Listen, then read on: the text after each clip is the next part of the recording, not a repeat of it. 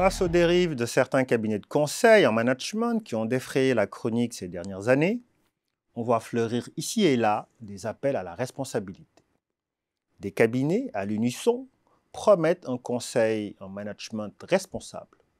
Je pense pour ma part qu'être un consultant responsable, c'est lutter sans faille contre ce que l'on pourrait appeler l'esprit Bédo, du nom d'un des personnages les plus importants de l'histoire du conseil en management, Charles Bédo.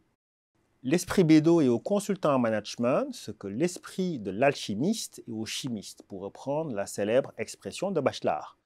Tout comme l'alchimiste qui cherchait la pierre philosophale ou le grand œuvre, un consultant en management habité par l'esprit Bédo considérera la révolution dans l'ordre des mots comme une révolution dans l'ordre des choses, comme disait Bourdieu.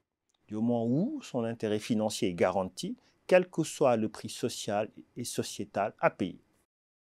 Lutter contre l'esprit Bédo, lorsqu'on est pris en tenaille entre le chiffre d'affaires et les affaires de la cité, ce n'est pas le chemin qui est difficile, mais le difficile qui est le chemin, pour reprendre la célèbre formule d'un philosophe. Qui est Charles Bédo? Charles Bédo, né le 10 octobre 1886 à Charenton-le-Pont et mort le 18 février 1944 à Miami, est un personnage fondamental et central dans l'histoire du conseil en management. L'homme qui disposait seulement du certificat d'études élémentaires dirigea dans l'entre-deux-guerres le premier cabinet international de conseil en organisation et en management dans le monde, donc bien avant l'internationalisation des cabinets américains. Son cabinet, Charles Bédo Company, et sa structure internationale est présent dans 22 pays dès 1935. Ainsi, lorsque le cabinet McKinsey fut créé en 1926, le cabinet de Charles Bédo était déjà présent en Grande-Bretagne. Ses clients furent les grandes entreprises de l'époque, General Electric, DuPont de Nemours, Goodrich, Kodak, Fiat, etc. Conseiller de Ford, il est considéré comme le successeur de Frederick Taylor, qui a eu le plus de succès. Dans l'entre-deux-guerres, peu d'ouvriers en France ignorent son nom, devenu une unité de mesure du travail et de la productivité. Son ascension rapide, 5e personne la plus riche des États-Unis, et sa chute retentissante occuperont les journaux de l'époque. Qu'est-ce que l'esprit Bédo? L'innovation managériale faussement scientifique pour les intérêts d'une seule partie prenante à l'action collective.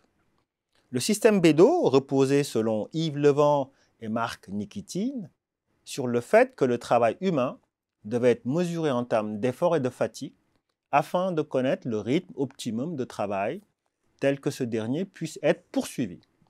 Ce système a fait la renommée et la fortune de Charles Bédo. Néanmoins, avec le temps, Bédo fut décrié par les syndicats américains qui considéraient son système comme le plus inhumain qui eût jamais existé. Traqué et menacé par les syndicats américains, Bédo laissa ses activités américaines derrière lui pour fuir en Europe. Le discours faussement humaniste qui cache une stratégie commerciale bien rodée.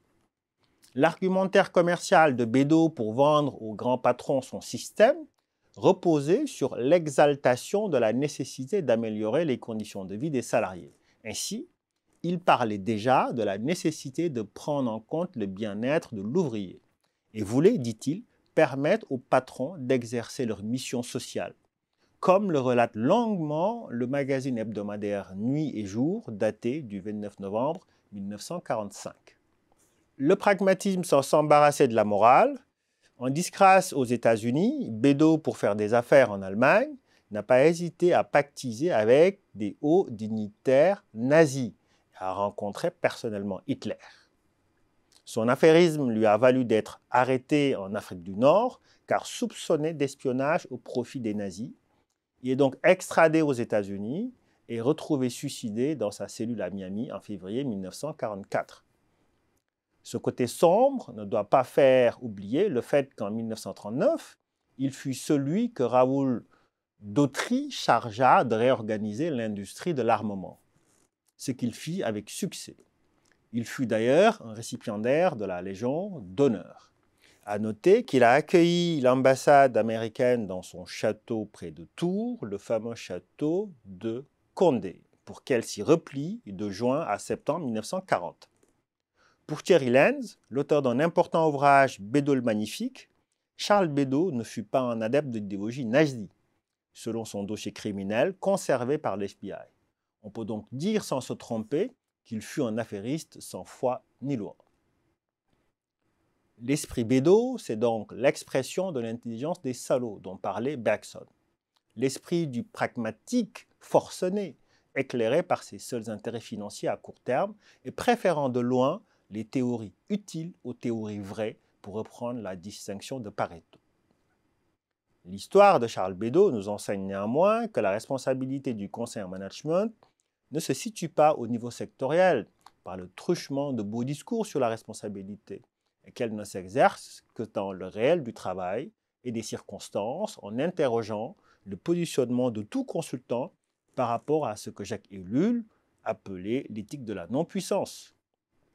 L'éthique de la non-puissance n'est pas une éthique de l'impuissance, incapacité de faire, mais le fait d'être capable de faire, mais de décider pour des raisons éthiques, sociales, sociétales, de ne pas faire. Autrement dit, la responsabilité a un coût, celui du renoncement. Charles Bédot n'a visiblement pas accepté le prix d'un tel renoncement.